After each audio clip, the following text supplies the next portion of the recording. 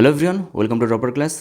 देखो, मुझे पता है कि आप लोग आरआरबी एएलपी 2024 की फाइनल रिजल्ट के लिए वेट कर रहे हैं, इसी उम्मीद पे कि कैसे भी करके फाइनल मेरिट लिस्ट पे आपका नाम आ जाए, आपका रोल नंबर आ जाए। तो इसी के चलते बहुत सारा काट ऑफ रिलेटेड वीडियो आप लोग देख चुके हैं और रेगुलरली देख भी रहे हैं, और ये चलेगा जब तक रिज़ल्ट फाइनल नहीं आ रहा है। बहुत सारा कैंडिडेट मुझे पर्सनली एसएमएस करके व्हाट्सएप में इसके लिए सवाल भी कर रहे हैं, पूछ रहे हैं कि आप एक सर वीडियो बनाइए कट ऑफ रिलेटेड, और यूट्यूब चैनल पे भी कमेंट तो मिल ही रहा है। देखो, मैं पहले ही बता रहा हूँ कि मैं इस खुद को इससे दूर रखना चाहता था, इसीलिए मैं इतना लेट में ये वीडियो बना रहा हूँ, क्योंकि आप एक उम्मीद करके बैठे हैं और मैं उससे थोड़ा ज़्यादा नंबर बोल दिया, आपको बुरा लगेगा।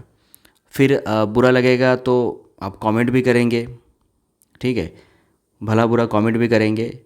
तो जो भी हो, आप लोगों का बहुत सारा रिक्वेस्ट आ रहा है, इसलिए मैं वीडियो बना रहा हूँ। देखो, किसी भी जोन की मैं इस वीडियो में जनरली अहमदाबाद की वीडियो बना, अहमदाबाद के ऊपर बात करूँगा, अहमदाबाद की काट ऑफ के ऊपर बात करूँगा। और मैंने जब इसका एनालिसिस कर रहा था, सारा फैक्ट चेक करके एक फाइनल रिजल्ट में पहुँच रहा है, तो मैं तो चौंक गया कि ये क्या हुआ, अहमदाबाद में ये क्या सीन होने वाला है। ठीक है, तो देखो, आगे मैं पूरा आपको फैक्ट के साथ बताऊंगा। किसी भी जोन की, किसी भी बोर्ड की जब काट ऑफ आप डिसाइड करेंगे, आप खुद भी ये डिसाइड कर सकते हैं, आपके पास अगर टाइम होगा तो बहुत सारा चीज़ है जिसके ऊपर जो फैक्ट के ऊपर डिपेंड करता है। जैसे मैंने लिखा है, देखो, ये सारा जो फैक्ट है, वैकेंसी वैकेंसी के ऊपर तो सबसे ज़्यादा डिपेंड करता है। और इस बार आपको पता है कि वैकेंसी कम गया। पिछले बार 26,000 के आसपास वैकेंसी था, जो इस बार 18,000 के आसपास वैकेंसी हुआ। तो वैकेंसी बहुत कम हुआ, पर ऐसा नहीं है कि हर जोन में, हर बोर्ड में कम हुआ। ये किसी बोर्ड में पिछले बार से भी ज़्यादा वैकेंसी इस बार है, और किसी जोन में, किसी बोर्ड में पिछले बार से ज़्यादा कम वैकेंसी है। तो कुल मिला के इस बार वैकेंसी तो कम गया।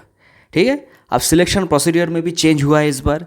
पहले 2018 में आपको पता है कि जो टेक्नीशियन एंड एएलपी दोनों एक साथ एग्ज़ाम कंडक्ट हुआ था, जिसमें अपना चॉइस दे सकते थे।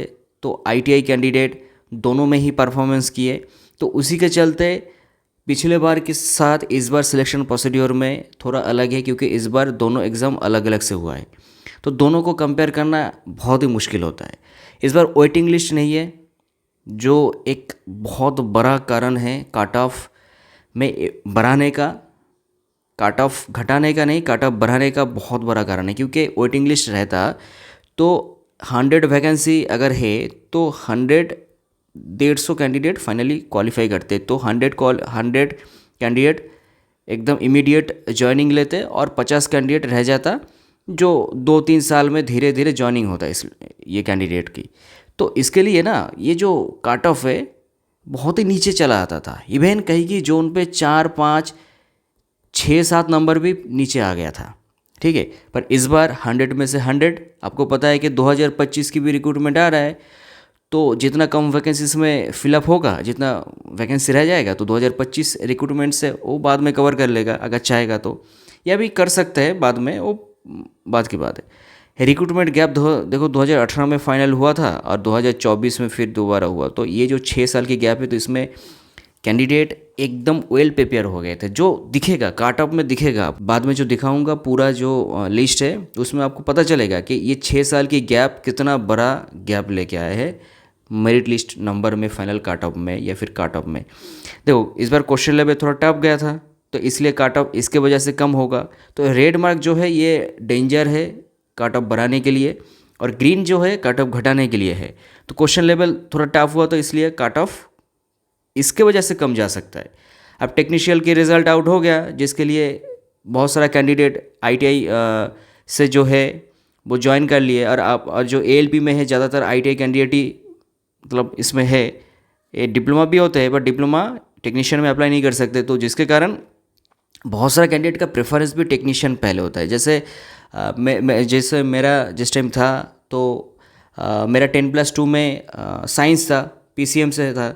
तो मेरा फर्स्ट प्रेफरेंस था टेक्नीशियन। तो इसी तरह बहुत सारा कैंडिडेट की फर्स्ट प्रेफरेंस टेक्नीशियन होते हैं, ठीक है। तो रिजल्ट आउट होने के बाद कुछ कैंडिडेट टेक्नीशियन में ज्वाइन कर लिए तो एएलपी डीबी के लिए नहीं जाएंगे। अच्छा, जेई के लिए भी रिज़ल्ट आउट हो गया तो उसका भी फाइनल मेरिट लिस्ट निकल गया, जिसके कारण क्या हुआ, जो डिप्लोमा कैंडिडेट है वो कभी जेई छोड़ के कभी एएलपी में नहीं जाएंगे, ठीक है। तो एक ह्यूज जो अच्छा वेल प्रिपेयर कैंडिडेट वो जेई में ज्वाइन कर लिया, जिसके कारण ये काट ऑफ और भी नीचे जाने वाला है। अब देखो इसमें और दो चीज़ है। मेरा जो ट्रेड के ऊपर एक्सपीरियंस है उससे मैंने देखा है कि बहुत सारा कैंडिडेट ट्रेड में फेल किया। हालांकि 2018 में जितना फेल किया था उससे कम है इस बार, क्योंकि 2018 में इतना रिसोर्सेज नहीं था, पर इस बार रिसोर्सेज भरपूर मात्रा में अवेलेबल था, ठीक है। तो इस बार ट्रेड में भी बहुत सारा कैंडिडेट फेल किए हैं, जिसके कारण काट ऑफ भी थोड़ा कम जाने वाला है। अब सीबीएटी साइको में लगभग 30 से 40% कैंडिडेट क्वालिफाई नहीं करेंगे, फेल करेंगे, ठीक है, जिसके कारण काट ऑफ घटेगा। तो ये कारण है काट ऑफ घटने के लिए। अब देखो मैं आपको दिखाऊंगा कि अहमदाबाद का मेरा एनालिसिस क्या है। पहले ही बता रहा हूँ, ये फाइनल कुछ नहीं है, ये एक एक्सपेक्टेड है, ठीक है। इससे कुछ डिसाइड मत करना, अपना उम्मीद जो है उम्मीद बना के रखना जब तक फाइनल रिजल्ट नहीं देते। तो बस एक एक्सपेक्टेड, इसको बस एक एंटरटेनमेंट के लिए देखना वीडियो। तो देखो इसमें मैंने दोनों 2018 की और 2024 की जो डाटा है उसको साइड बाय साइड रख के समझने की कोशिश किया है और आपको समझाने की भी कोशिश करूँगा। इसमें इस बार जो है जो कंपटीशन है वो 10.36 टाइम्स है, क्योंकि आपको पता है कि CBT 2 से जो फाइनल CBT 2 15 गुना कैंडिडेट ही क्वालिफाई करवाना है, तो इसमें शॉर्टफॉल 4.64 जो है वो देखने के लिए मिला है। तो इससे उतना कुछ मैटर नहीं करता, क्योंकि जो 10% कैंडिडेट है वही एक्चुअली पढ़ते हैं। तो 10 गुना जो कैंडिडेट मिला है इसमें से ही फाइनल मेरिट लिस्ट सब कुछ आराम से आ जाएगा। तो ये shortfall does not matter, right. तो देखो ये जितना डेटा है ऑफिशियल है, ऑफिशियल वेबसाइट से मैंने निकाला, और ये है ऑफिशियल, और बाकी ये है मेरा एक्सपेक्टेड, ठीक है। ये देख के छोड़ मत देना, क्योंकि ये फैक्ट आपको समझना पड़ेगा। इस बार जो total number of shortlisted candidate था वो 6705, 6705 कैंडिडेट क्वालिफाई किया है, ठीक है, CBT 2 के लिए। अब इतना ही कैंडिडेट साइको एग्ज़ाम भी दिया है, ठीक है। अब इसमें इस बार जितना देखने के लिए मिला है कि जो हॉल है, हॉल में काफ़ी अच्छा परफॉर्म अटेंडेंस था, ठीक है। ऐसा नहीं है कि एग्ज़ाम देने नहीं गया, काफ़ी अच्छा परफॉर्मेंस माने अटेंडेंस था। तो देखो इसमें CBT 2 में अब कैटेगरी वाइज सब कुछ लिखा है मैंने। तो जनरल के लिए इस बार जो वैकेंसी था, पहले टोटल वैकेंसी देखो, जो वैकेंसी काट ऑफ बढ़ाने के लिए मैटर करता है, पर इस बार जो RRB अहमदाबाद है इसमें वैकेंसी पिछले बार से ज़्यादा ही था। पिछले बार 365 था, इस बार 937 वैकेंसी, तो काफ़ी अच्छा वैकेंसी था। उसके बावजूद भी काट ऑफ में ये एक डेंजर जोन में माना जा रहा है, ठीक है। मैं तो हैरान हो गया कि इतना वैकेंसी होने के बावजूद कैसे ये हुआ, पर जो जब देख रहा था, जब इसका एनालिसिस कर रहा था, तब देखा कि नहीं भाई, काट ऑफ तो इसमें हाई जाने ही वाला है, ये एक डेंजर जोन में आएगा, ठीक है। तो इसमें देखो जनरल की वैकेंसी है, पिछले बार 193 था, इस बार 394, लगभग 2 गुना वैकेंसी। पिछले बार CBT 2 में काट ऑफ 53.26461 था। इस बार जो CBT 2 में काट ऑफ गया है वो 68.79433, समझ रहे हो। पिछले बार वैकेंसी कम था, उसके बावजूद भी इस बार देखो काट ऑफ हाई गया। ये एकमात्र इसका कारण है गैप, कि ये जो 6 साल 2018 से 24 में जो 6 साल की गैप है, इसमें सारा कैंडिडेट खुद को वेल प्रिपेयर कर लिए। पिछले बार की जो एग्ज़ाम पैटर्न है वो समझ के खुद को इतना वेल प्रिपेयर कर लिया है कि इस बार काट ऑफ इतना हाई गया, ठीक है। क्वेश्चन हालांकि थोड़ा टफ भी था, उसके बावजूद भी क्या गया, ये जो काट ऑफ है मैंने CBT 2 में हाई गया। तो ये हुआ मैटर। अब देखो इसमें CBT 2 जो एक्स सर्विसमैन है, पिछले बार भी इसका जो कैंडिडेट है वो मिला था, जिसमें टोटल एक्स सर्विसमैन की 38 वैकेंसी था, इस बार 94 वैकेंसी, इसमें भी ज़्यादा है। इस बार कैंडिडेट इस बार भी मिला है 51.41844 जो कट ऑफ गया है। एक सर्विसमैन के लिए भी जो कैटेगरी वाइज क्वालिफाई नंबर होता है, जनरल का मिनिमम क्वालिफाई नंबर 40%, एक सर्विसमैन जनरल का भी जो क्वालिफाई नंबर है 40%। तो उसमें पिछले बार 41.88 कट ऑफ, मतलब 1.88 कट ऑफ ज़्यादा गया था। उसके बावजूद भी देखो फाइनल कट ऑफ जो है 66.47409 था। और इस बार जो 40 कट ऑफ है मिनिमम 40% जो जनरल के लिए होता है, उससे 11 नंबर ज़्यादा। इस बार देखो जो एक्सपेक्टेड कट ऑफ है जनरल के लिए 79.9 +3, माइनस तो नहीं होगा, +3 होगा, मतलब 82 तक जा सकता है इस बार जनरल की कट ऑफ।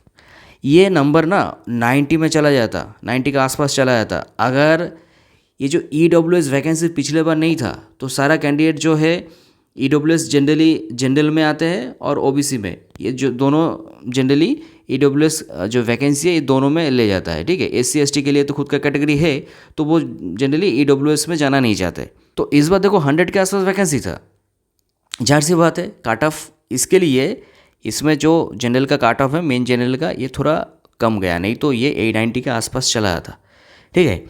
SC में जो कट ऑफ पिछले बार वैकेंसी था 54, इस बार 132, मतलब इसमें भी लगभग 1.8 गुना, ठीक है, के आसपास था। उस पिछले बार 31.13 कट ऑफ था, उसमें भी एक सर्विस में वैकेंसी मिला, जो कैंडिडेट है वो मिला था 30। इसमें भी देखो मिनिमम क्वालिफाई नंबर है 30%, तो उसमें 37.94 था। उसमें जो फाइनल कट ऑफ है 57.77। इस बार देखो एक सर्विसमैन जो है वो नहीं मिला SC कैटेगरी में, तो SC कैटेगरी में एक सर्विसमैन नहीं मिला, तो इसमें क्या होगा, जो 94 वैकेंसी इसमें SC के लिए जितना वैकेंसी था वो मेन कैटेगरी में, मतलब मेन जो SC है उसके साथ मर्ज हो जाएगा, जिसके लिए कट ऑफ थोड़ा कम हो जाएगा, क्योंकि 2-4 जितने भी वैकेंसी है वो तो उसमें ज़्यादा 2-4 लड़का ज़्यादा एक्स्ट्रा कैटेगरी में, मेन कैटेगरी SC कैटेगरी में मिल गया ना। वो पहले के अगर कैंडिडेट मिलता, जैसे जनरल में कैंडिडेट मिलेगा तो क्या होगा, ये जो वैकेंसी वो माइनस होगा, एक सर्विसमैन के लिए थोड़ा बहुत वैकेंसी उसमें जाएगा, पर इसमें इस बार नहीं जा रहा है। तो मेन कैटेगरी में ये मार्ज होने के लिए मार्ज हो रहा है, इसीलिए थोड़ा कट ऑफ पॉइंट समथिंग कम जाएगा, जिसमें कट ऑफ 66 +2, इसमें भी कम बिल्कुल भी नहीं होगा, माइनस बिल्कुल नहीं होगा, ये 68 तक जा सकता है, ठीक है। SC अहमदाबाद की बात कर रहा हूँ, तो इसमें 68 तक जा सकता है कट ऑफ। अब ST में देखो पिछले बार 25 वैकेंसी, इस बार 67 वैकेंसी।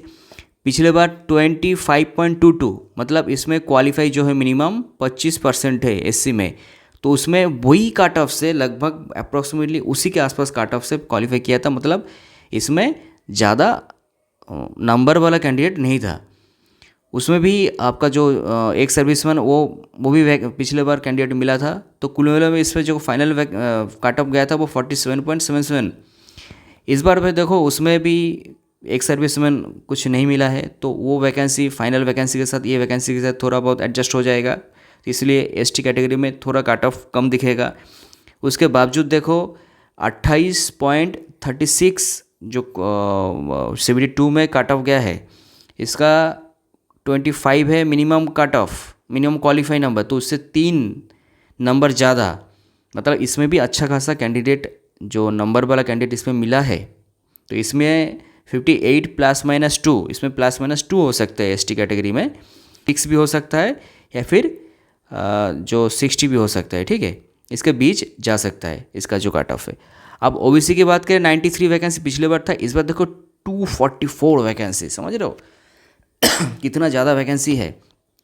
पिछले बार 41.21% जो कट ऑफ गया था CBD 2 के लिए, जहाँ पर 30% होता है OBC कैटेगरी के लिए मिनिमम क्वालिफाई नंबर, उससे 11 नंबर ज़्यादा गया था। इसमें भी एक सर्विसमैन मिला था, उसके बावजूद भी 62.34 फाइनल कट ऑफ गया था जो अहमदाबाद के लिए OBC कैटेगरी में। इस बार देखो उसमें भी नहीं मिला है कैंडिडेट, तो ये वैकेंसी इसके साथ ऐड जो मेन वैकेंसी है उसके साथ मार्ज हो जाएगा।